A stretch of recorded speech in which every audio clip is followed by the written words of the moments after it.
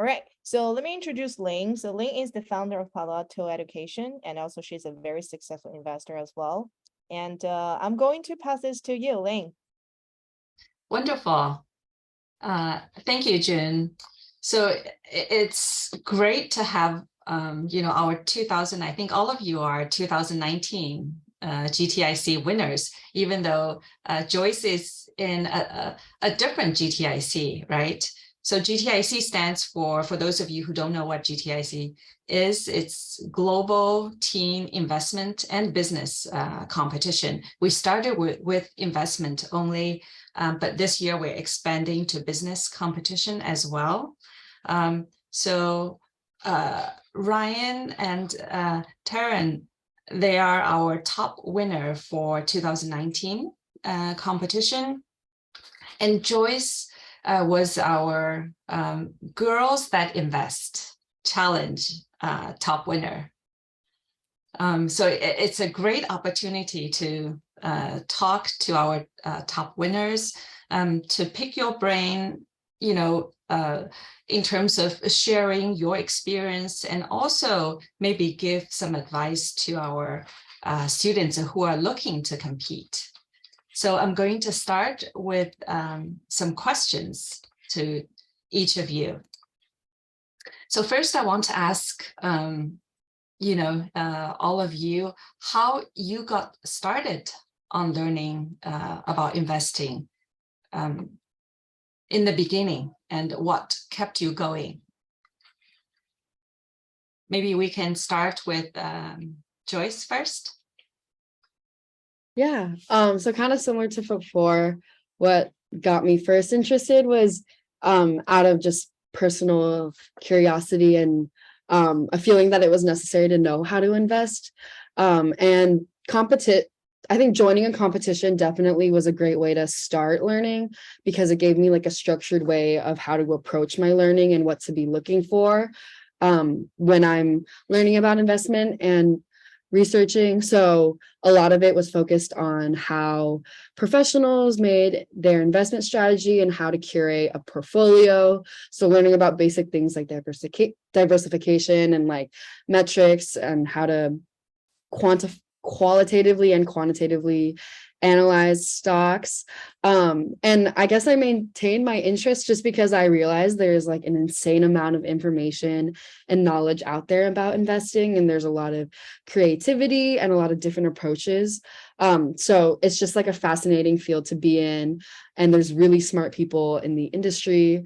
And that's definitely what has kept me going, and I'm constantly learning still. Totally. I think just to quickly add on to that, I think for me, I don't think I was as interested in investing at the beginning as I just was in like competing in something and learning a new skill. I think just this platform to compete against others and learn something is a great way to just keep yourself motivated. I find myself as a competitive person who's trying to learn new things, and this is a really cool opportunity. We found it by chance online. Ryan and I, we're located in Boulder, Colorado. Decided to compete, flew out to Palo Alto for it, and it was a really exciting experience for us.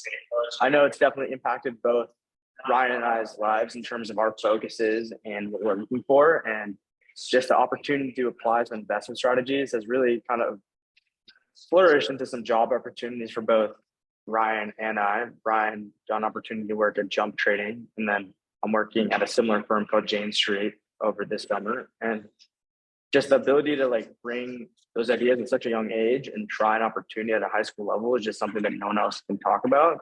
And later on for job opportunities, interviews, or just your personal engagement, learning from experience and learning from your competitors has a lot of great ideas.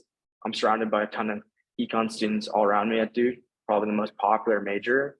But I'd say like the people that I competed against during this competition were at a higher caliber than that in a lot of ways in terms of their strategies and ideas. So you learn a lot just from others and just from taking the process of it. Yeah, I completely agree with Tarun. And I would say just in the beginning, I was just fascinated by the idea that, a simple idea from some person can drive an entire market. And those things, those little nuances of markets and investing just really fascinated me. So that's kind of how I got started. And then kind of taking it to the next step with this competition. It was just a great experience to like get a glimpse of what a potential career might be like. And when we presented in Palo Alto in front of the expert judges, it was really cool to get their feedback and have them challenge some of our ideas and have just this back and forth conversation. And like I said before, those experiences are just ones that are hard to come by in high school. And so it's a great way to just get started early and start building those career skills before you even graduated. Wonderful. And then, yeah, one more thing is just how it's kind of impacted me. I ended up becoming a CS major, and yet I'm finding myself coming back to a trading firm, working more from the algorithmic quantitative side, which is really cool. That's great to hear. I think one thing I noticed that all three of you are in different majors, slightly different majors, right? So Ryan, your major is CS and data science, and Tarun, your major is math, CS, and stats, right? And Joyce, you are in business. So in terms of, you know, your learning about investing, how has that impacted your, you know, decisions in terms of picking your major in college? Can you share with us, you know, how your learning has impacted some of the decisions, whether that's picking your major, picking the colleges, as well as picking some of your internships? I guess I can start. I think it's definitely influenced my college decision. I'm like in business now, and I definitely was not expecting to do business at the beginning of high school. In college, in terms of like picking classes, I think investing just like is related to everything. So from an investment standpoint, like I learned a lot about like how to like analyze a business strategy and how to look at the different stats of businesses. And then right now I'm taking like a marketing class, and we're learning like how businesses decide and make these decisions based off of research. So it's really interesting being in business school, learning about like the different sides that go into investing, like from a company perspective versus like an investor perspective. I've also gotten really into like ESG investing and consulting, which is like a big thing here. So like starting a project here at Wharton, doing that, which has been really fun. So I think investing was just a really good gateway into like learning about this whole field of business and companies and how they're judged and analyzed in the economy and in the stock market, and kind of the work that goes into it. So it's been I think it was a really good way to ease myself into this whole field. Great. How about you, Tarun? Totally. I think for me, it just impacted in terms of just the strategy side of things was the most important part. I think a lot of the time investment just felt out of reach. I think seeing it from the investor's perspective was really helpful in terms of starting a company. I think it was interesting to see like what specific indicators, both either those be like the straight fundamentals of the PE ratios or whatever, but all of the other signals in terms of strategy, right? Like, are you positioned in the right industry? What are your competitors, etc. That framework, I think, is really applicable to a lot of fields. And just to start a company and knowing that type of perspective and seeing what types of investments to make, I think really framed a lot of ideas in terms of an industry to focus on and an area to put my effort into.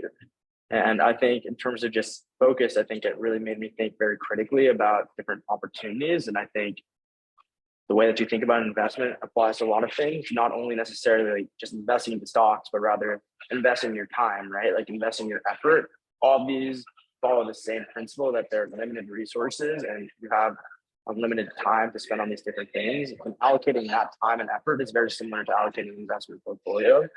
So it was interesting to see how you use those types of criteria to make informed decisions. Great. That's a wonderful reminder to everyone. Investing applies everywhere, right? As part of life. So how you spend your time, how do you invest your time? The ROI there. Ryan? Yeah, well said, Drew. And I think on the quantitative side, just kind of crunching the numbers, analyzing stocks. I learned a ton from this competition, and not only doing that, but doing that in a setting where I knew that I was going to be presenting to experts, and I had to make it credible, make it all like really believable, and then also just from more of a personal side. I think just like being able to take on a project and take full, like Tarun and I take full responsibility for something like that was just something that I hadn't fully experienced yet. And then now using those skills that I developed, I think it helped me be able to take on and lead several software projects. And then again, like Tarun said, with kind of the allocation of resources, I think that's just, a really important principle in investing and in whatever other field you may find yourself in. So just building that skill, no matter what you end up doing, was really important. And I learned a lot from the competition about that. Great. Thanks, Ryan. Tarun, I'm going to come back to you.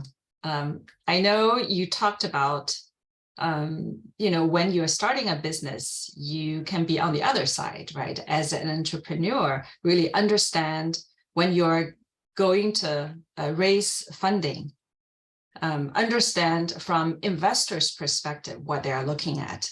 I know currently, do you want to share about currently what you're doing? Totally, yeah. So happy to quickly share on that and then talk about the investor side. So essentially, what our company is based on is that we believe that training in all aspects of our lives is going to be transformed in the next 10 years. From the way that we're taught to a corporate setting, there's going to be a lot more personalization in terms of the way that we're taught and the ways that are best for us. Some of us are more visual learners, some of us are more audible learners. We each learn in a different way. And the unifying force between that is the quality of the teaching that we're provided, right? We've always been in the classroom with a quality teacher or a quality trainer into a job that plays millions of impacts on lives. The issue, though, in the next 10 years, when all of the AI comes in and transforms this world, is we don't know what makes a good or bad teacher, right? We just assume that this teacher is good or this teacher is bad, and there's no way of doing it. So what we do is we create AI that analyzes the quality of teaching to give insights on what makes a good or bad teacher. We provide those insights to school. For the next 10 years, we're going to be the proprietary infrastructure provider for AI training and learning for when that all becomes automated. Because we're going to be the only ones who can tell you whether this bot is good or bad, whether this teacher is effective or not, and then create this more personalized learning landscape. And then, in terms of the aspect of what Ling was mentioning, in terms of seeing it from the investment side, like we've raised close to $500,000 right now, taking some time off. My co-founder's out at Stanford. And what we've realized is that there's specific industries that are hot, right? Like generative AI. I'm sure a lot of you have heard of ChatGPT or things like that, or other types of industries like edtech or just AI in general, and software, B2B. You see that some of these industries have higher returns for investors. Like you don't see as much investment into like a retail store, for example. That type of focus makes you realize where just some macro trends in the economy are going and how to focus on that. So a lot of the time, the major markets where you're investing are often lagging indicators of earlier trends. But if anything, they can provide you an area of focus on where you should spend your time. And that was kind of insightful for Kevin and I, my co-founder, when we started our company. And I think just seeing it from the investment perspective was really helpful because at the end of the day, when you're trying to raise money for a company, you're trying to promise these investors that there is going to be a return, right? There's obviously a higher level of risk, and there are ways you have to provide them a strategy on why they'll provide the return. It's very similar to the strategy of when you're providing this investment portfolio, why you're convincing them to invest in these stocks because they'll provide the greatest amount of return. It's interesting seeing it from both sides. Wonderful. So now you are, as an entrepreneur, now you're taking time off from school, right?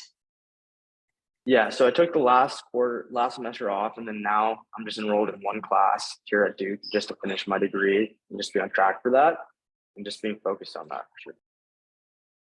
Great. So best of luck to your new venture. So Tarun, I know you have to leave in the next few minutes. So maybe before you go, we'd like to see if you have any advice or suggestions for our this year's participant in the competition. Totally, yeah. I'd say my only advice is like putting yourself out of your comfort zone is always super important. Like, I don't think you should compete in it if you think you're just going to win or going to lose. Like, that shouldn't be the way to think about it, rather than as a learning opportunity. Both Ryan and I had zero to little investment understanding before we entered the competition, but we saw this as a learning opportunity to learn a lot. And I think that just applies to a lot of areas of your life. Like, you might already be set that you want to be like an investment banker or want to work on Wall Street, and you're doing this because of that.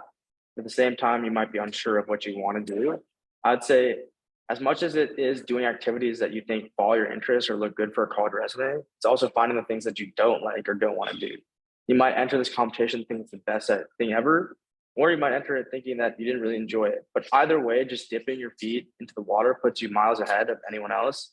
The opportunity to do this in high school is amazing. Realistically, in college, like, there aren't as many opportunities to compete in these types of ideas in that setting that you have a lot of support. People in high school are incredibly motivated, and kids have the best ideas. I'd say more motivated than a lot of people in college. So don't take that for granted. And super exciting opportunity, and you'll learn a lot from it either way, and seeing it as an experience to try something new. It's the best way to approach this and other opportunities in your life. And then also, yeah, you're never too young to make an impact. Like, this is a really good way of showing that you can have great investment strategies and higher return than people who have like huge algorithms at these high companies. So if anything, the ability to do this, make your portfolio, and then check in a few years on how your return is, it's a cool opportunity. Like, don't ever think your age is a limitation to investment, to starting a company, or anything that you want to do. Thank you, Tarun. So now I'll turn to Joyce. Yeah, this is tips and advice, right? For how Right. Yes. Yeah, definitely. I mean, I went into investing with very little knowledge or experience, and I'm definitely not like the most technical person. So I definitely was intimidated at first, especially when you see like very advanced algorithms, and like quant trading is a huge thing now, and it can get very technical. But I think my best advice is just to like go for it and leverage your strengths, especially during like investment competitions. Kind of like what Tarun was saying, like, as long as you just dip your toes in, you're like steps ahead of anyone, and it'll benefit you in the long run. But for me specifically, I felt like I felt a lot of pressure to kind of learn these things that I was totally not qualified for. Like, there were some crazy formulas and code that I did not know how to dabble in.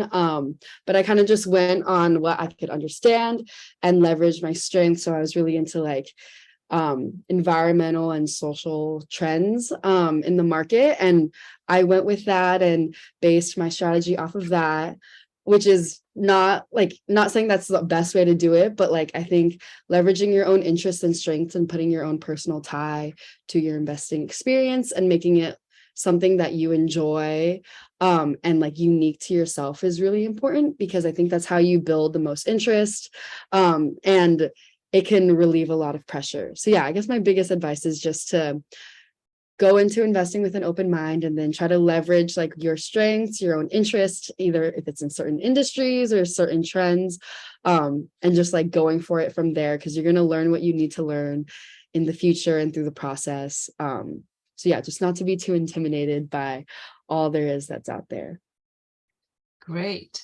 So learning and then form your own style on investing, right? Wonderful. How about you, Ryan? Yeah, that's well said. I think the biggest thing for me about this competition, on top of all the personal growth, was the feedback I got. I think I just got really meaningful feedback from this competition. And so my advice would be to just kind of put yourself out there and maybe take a risk, go for something that is maybe something unpopular, because you'll be surprised by what feedback you might get. Maybe the judges might love the fact that you took that big risk. And either way, if you're going in and taking the risk, maybe the risk is just doing the competition itself. You're going to learn so much from it. And I would say just like it's so important to get comfortable with putting yourself in situations, even those that where you might struggle. Because what I found through my life is, when I'm really struggling on something, that's when I'll learn the most. And then I'll come out of it just feeling a lot more confident than I did. So I would say, yeah, take risks, put yourself out there. I know it's kind of cliche, but just like anything in life, for this competition, I think it's a great step forward. And then also you may be able to discover something you're passionate about, putting yourself in this situation where you're doing something that Wall Street investment bankers are doing, and getting a glimpse of a future career is going to be super valuable. Thank you, Ryan. I know you and Tarun shared that before you participated in GTIC, you guys didn't have much experience or know much about investing. And then through participating, that you learned on your own in terms of the knowledge and everything. So right now you are in college, and when you are looking for example, internship opportunities, how helpful was your experience? Oh yeah, it was extremely helpful. And actually, this past fall, I had this big, long recruiting season where I did tons of interviews, and it came up several times. I have it down on my LinkedIn, on my resume, and a couple of interviewers asked about it. And so not only was it a great point for the interviews, but also just being able to go up in front of expert judges and present something I'd worked hard on, I think just gave me confidence overall in my life to be able to, do well in that interview, or do well in that presentation, or lead a team well. I think it kind of translated to a lot of those different skills, interviewing included. And then I guess for, the trading firm specifically, I also, I was able to, for my final round interview, I chatted with the CTO, and his big question was kind of, how did you get here in life? What did you start out with? And I kind of went back to my, how I started learning about investment in high school, and how I did GTIC, and how that led me to then do CS and get onto the more quantitative side. And I think that was really kind of what sealed it, was that progression. And I think that GTIC, in all of your lives, could be that step that, launches you forward to the next big thing. Thank you. So don't be afraid to get out of your comfort zone, right? Take a risk, try something new for those who are who don't have the background. So Jun, maybe we can open up for questions. Two questions. Yes, we have actually two questions. One is Ryan and Joyce, did your GTIC experience help you to gain a different perspective on the current market downturn? Well, that's a deep question. So, yeah, your experience on the GTIC experience, how to help you to gain a different perspective on the current market downturn? That is a big question. Yeah, that is a question. Maybe I'll make a quick report and I can present that later. But I think actually during the time of the competition, Tarun and I were kind of, we were speculating a bit of a mini recession, similar, not quite as extreme as what we have right now, but so it was kind of like a similar situation there. And analyzing, how the that might affect company revenues and employee headcounts as we're seeing all these massive layoffs.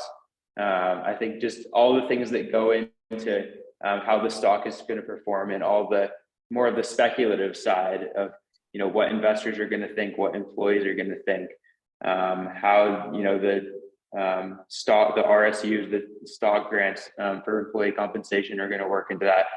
I think it just kind of opened my eyes to think, you know, right now, someone who's just thinking about it simply think, oh, it's a recession, the economy's bad, like people are getting laid off. But I found myself just thinking about, you know, how that's going to affect the market, and it's made this a lot more interesting. Just like being in this time where kind of unprecedented time where all the big tech firms are laying off, it's just kind of given me a lot of perspective about what's really going on behind the scenes. Yeah, so you won't feel panic. You feel like, oh, I'm gonna think through this. Yeah. What about you, Joyce? You want to share a little bit? And then we have like the silver question coming. Yeah. Yeah, that was a really good answer. I definitely don't have anything as advanced as that. I mean, for me, I guess a big takeaway was just like learning that, you know, the stock market always has its ups and downs, and different industries are affected really differently by these ups and downs. So being in a recession presents opportunities for certain sectors, while also it could pose an opportunity to like kind of clear out sectors that were maybe inflated before. So like with the tech industry, you see that like maybe a lot of smaller companies aren't doing as well, and like bigger companies aren't doing as well either. But that poses like a good opportunity to see like which strategies succeed, where and why. And also different industries are doing better during recessions. So I think GTIC, I kind of learned more general, like about different trends in the market. And through that, I think it's given me a more holistic perspective on like, recession doesn't only mean like lack of opportunity, but instead it presents like a new set or a different context for looking and investing at companies. Fantastic. Thank you. Yeah, actually, I want to echo Joyce's message on, I think recession really, you know, last year during January, February time, I don't know if people remember the meme stock, how well some of the meme stock was doing, and that I know many young people feel investing is easy. Anyone can invest, which is kind of true. But at the same time, when you invest, you also need to be well equipped with the right amount of knowledge, right? You can go into investing, say, you know, feeling that you don't need much knowledge, and then you can just invest and make money. So I think this is a reminder to us all that, you know, we need to learn about investing. Exactly. So the Cherry Luo asked the question, when did you guys participate the competition? 10th, 11th grader? How did you continue the career path after the competition?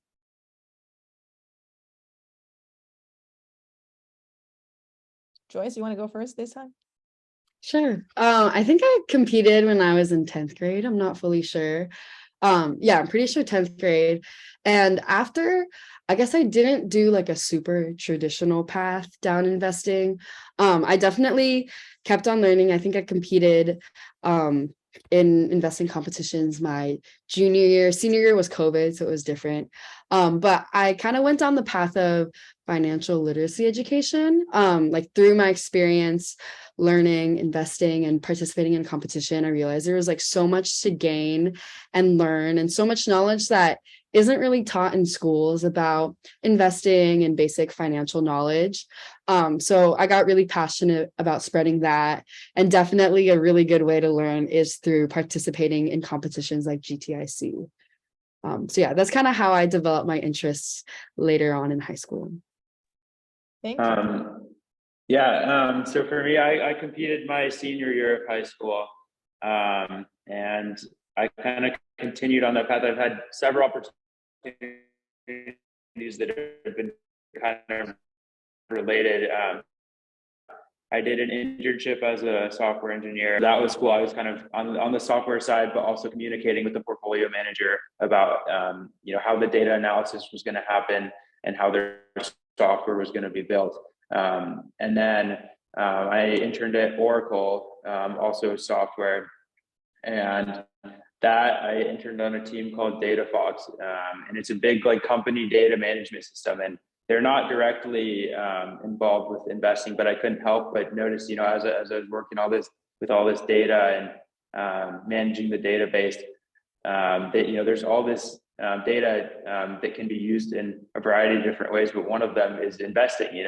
So that kind of opened my eyes to how much like data can really go into it, and kind of more the quantitative side of how things work and how you can develop algorithms with code to do this instead of making these speculations. And then so that got me interested in that sort of thing. So then I interviewed for some trading firms, and then super excited to be joining one with, called a high frequency trading firm. So these firms are now making these trades on the dime. They're making it on the microsecond in some cases, doing everything to make it ultra low latency. So everything's algorithms in such a way that they're going to beat their competitors. So that kind of just opened my eyes up to a whole different side of it. And I was able to kind of experience a few different aspects during the competition itself. And then kind of as my career progressed, I've just realized how broad it really is. So whether you're going to want to be a math major or CS or finance or business or econ, I just think that there's so much value in this industry, in this concept of investing, that kind of whatever direction your career takes, it's going to be useful stuff. Thank you. There's like one more question related to this. Say, what are the time commitments? Can the students participate in the summer or winter break, considering the school workload? Well, actually, that is also the question that the reason I joined today, because I recommended some students to join this competition as well. And that's why I want to know how much time they have to commit it to this competition as well. Could anyone just explain more? Thank you so much. So maybe Joyce and Ryan, you guys can share your experience, and then I can add on to that. Ryan, do you want to go first? Yeah, sure. Let's see. I'm trying to think how much time I spent on it. I think you should expect to like kind of form a plan about how much time you're willing and able to put in. I prepared for it over the summer. You absolutely can do it over the summer. There's because the competition, the competition still being held in August typically. It was in August for me, so I was able to just take some time. I think probably around a month is a good time frame to be consistently putting in some work before the competition. I think Tarun and I made a plan to space it out pretty decently. So we were putting in a couple hours each night, and then kind of had some crunch time at the end. I think it's completely manageable to do, even if you're in school. I think if you make a solid plan, put in some time on weekends. I know we're all busy, but I think it's something that's definitely worth putting aside some evenings to do. Yeah. Anything else about that? Great. Joyce? Yeah, I'd say similar for me. It definitely like GTIC was not my first investment competition. So I think I kind of had an advantage there where I knew some basic information. But if it's like your first time investing, I would say it does take a little bit of time just to get familiar with like the technical terms and how things are generally done. But yeah, to formulate like a good strategy, I would say it took for me over a month, but I definitely spaced it out a lot more. It wasn't like an everyday type of thing. I'm not sure what GTIC is like right now, but for us, it was like a investment strategy and a portfolio and like a deep dive into one specific case. So it's definitely like every week I would do more research, formulate what I thought my strategy would be, and like start looking into companies that I would want my portfolio to have. So definitely spaced out. It took maybe like 2 months, but crammed together, I could definitely get it down in like a month or so. Definitely also depends on like how technical and how advanced your strategy is. But I think the most important part is just like making sure you do adequate research and brainstorming, and formulating your strategy and the way you're going to approach things. Yeah, and I guess I should also just add kind of more about the details of the rounds and stuff. I think someone asked about that. So like the first round was and when I talk about that month of preparation, that was just for the report. We wrote about like a 15-page report tried to make it all nice with graphs and visualizations, and final like portfolio data. And so that was the first round. And then after that, we were invited out to Palo Alto to present in a really nice little auditorium. And so that was the second round, and that was about a 10-15 minute presentation with some expert judges. So yeah, overall just great experience. It didn't take too long. I think it's something that's totally manageable to do alongside school. All right, I think there's one more question, and after that I will pass to Ling. I think there are more questions related to the competition itself. So Ryan and Joyce, now you are in college. How do you feel about the Wharton, the UVA? Do you feel that you made the right choice on the college when you were much younger than now? That's from one of the Yeah, I'm sure Joyce is having a great time. This may be a bit controversial, but like knowing what I know now, yeah, like I'm not totally sure. I think there's a lot of great schools, and like I've gotten kind of what I wanted out of UVA, but yeah, I don't know if it was really like the best place. I think there's like I think I've heard great things from Tarun at Duke, and I've visited some friends at University of Washington. I think both the schools have great things to offer, and I think I'd say like my advice for when choosing a college is I would say like go by feel a lot. Like kind of there's lots of quantitative things you can do to try to decide, but ultimately I think when you go, like try to visit the campus if you can, try to talk to some students, and like you're going to be there for 4 years, and you want to be happy, and you want to be with people who are going to challenge you and be your friends at the same time. So I think going with feel is actually in this case like a good idea. Yeah, I totally agree. I also feel like as a freshman, I can't fully tell if I've made like the perfect decision for myself. I think I realized that like going to Wharton, there's a lot of really good resources, and I think that's a really amazing part of the school that I love. But slowly I'm realizing like every school has that too. And I definitely agree. Sorry, Joyce, you muted. I muted myself. I definitely agree with what Ryan was saying about going by feel. I think I wish I talked to more people who went to Penn and asked for their honest opinions about what they liked, but especially what they didn't like. Because I think there's always good things and amazing things about each school, but there are like cons to every place, and every place has their unique thing. And I wish I had known better, like what the cons were. I will say like at a school like Wharton, and also just in the East Coast, it's really different. Like I'm from the West Coast. It's a very big cultural difference, I would say. And it's like pretty competitive just because it's business and people are pining for the same things. And I think that has its own benefits, but it also has its own cons. And it's definitely just like a navigating process, and I'm a learning process as well.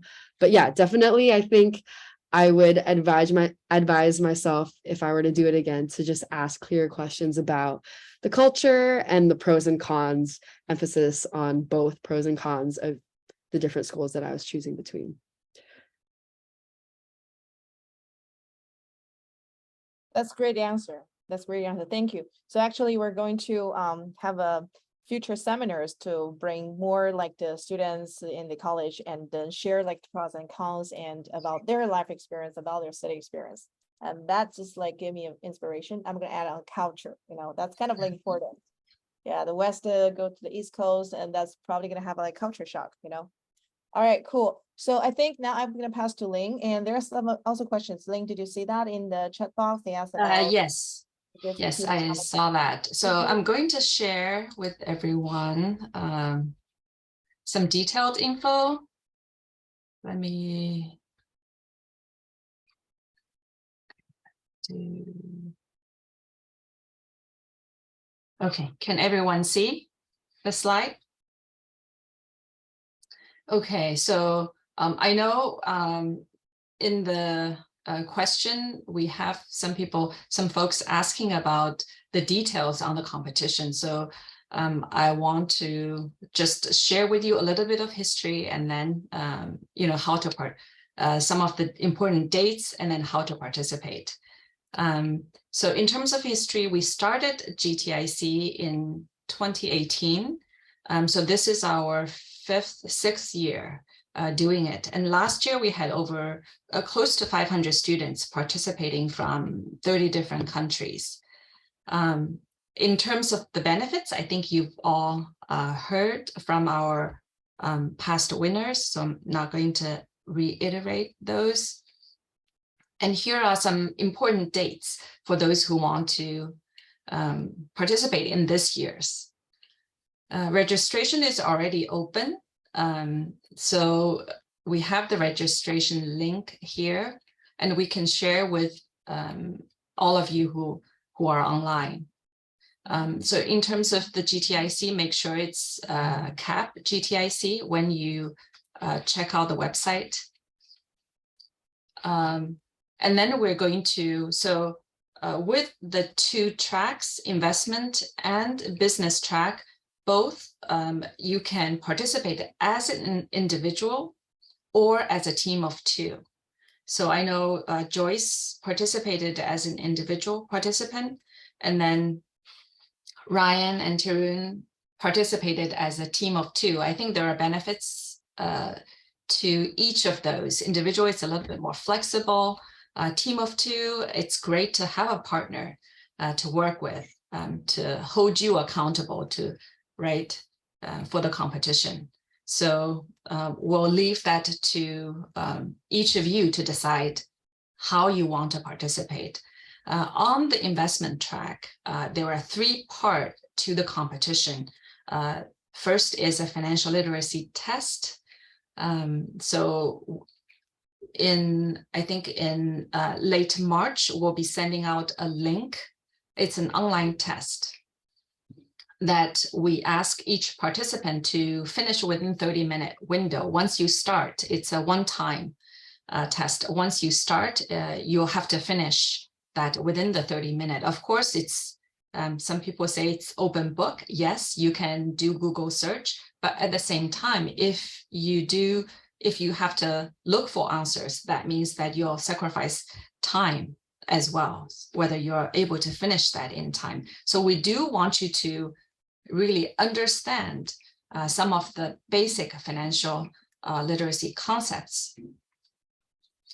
In terms of the paper trading, it's 20%. We're going to give full credit to everyone who just do the paper trading.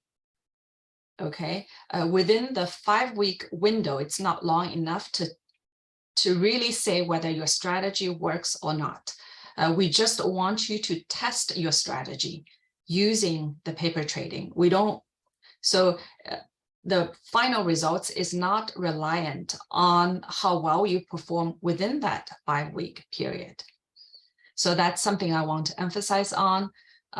So the heavy weighting is on the final portfolio strategy pitch deck. So that's where I encourage all of you to spend, to focus your effort on, is, think about how you're going to put your strategy together and make a pitch. Because for finalists, you'll be presenting in front of our judge panel. For the business competition, you can do individual or team of 2. And then this is the first year we're doing the business competition. So we encourage you to be creative in terms of the kind of entries that you are going to submit. It can be a video or invention or a mobile app or anything that you think can help address the challenge.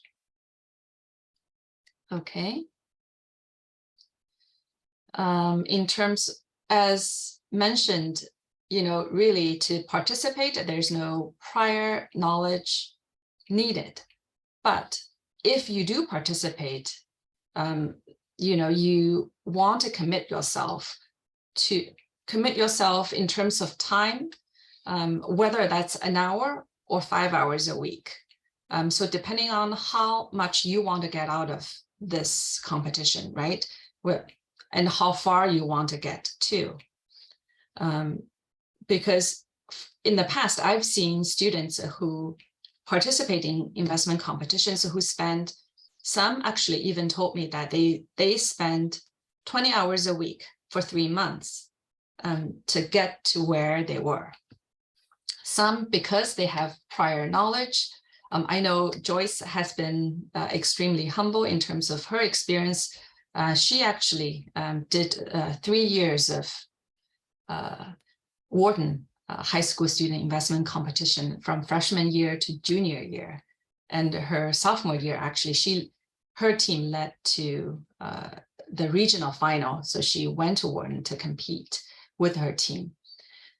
So consider, if this is your first year, I would say spend more time. But if this is your second year, you probably want to spend even more time because you want to win, right? So we've provided some of the resources here. Investopedia is also our sponsor. Check their website out, a lot of useful information there. And also some of the helpful class resources that you can find on 7EDU website.